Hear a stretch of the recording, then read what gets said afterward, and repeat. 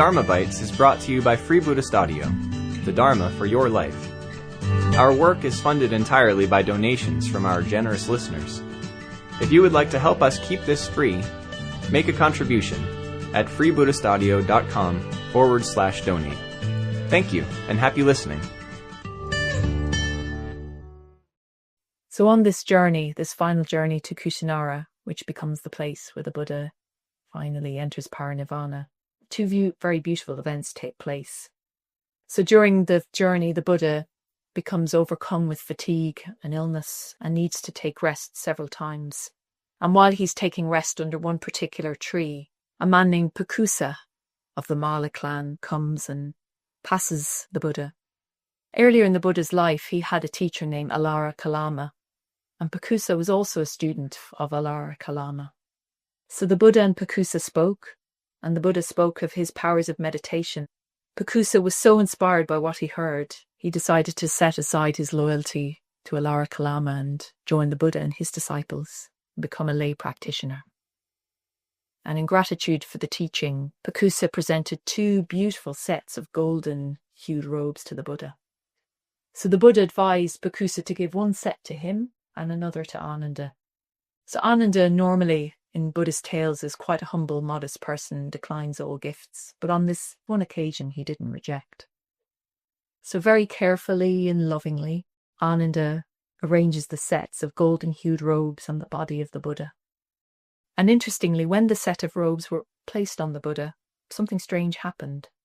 Against the skin of the Buddha, which had now become clear and bright and radiant, despite his illness, these golden-hued robes, well, they looked a bit faded, and their splendour dimmed. "How marvellous your skin appears, O Lord," says Ananda.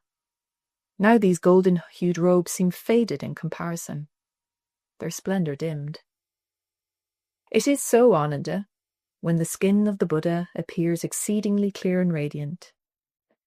The night when the Buddha becomes fully enlightened, or there are 2 occasions when the skin of the Buddha, appears exceedingly clear and radiant. The night when the Buddha becomes fully enlightened, and the night when the Buddha comes to his final passing away. And now today, in this last watch of the very night, Ananda, the Buddha will come to his parinirvana." So sometime later, the Buddha spoke of what happened and the meal with Kunda, and said to him, "May come to pass that Kunda the metal worker will feel remorse about the Buddha's life coming to an end after giving him his final meal. But that remorse should be dispelled. Tell Kunda that it is in fact a great deed of merit, a great act from which he will benefit. In fact, tell him that from the Buddha's own mouth that you've heard that there are 2 offerings of food which are of great benefit to the giver.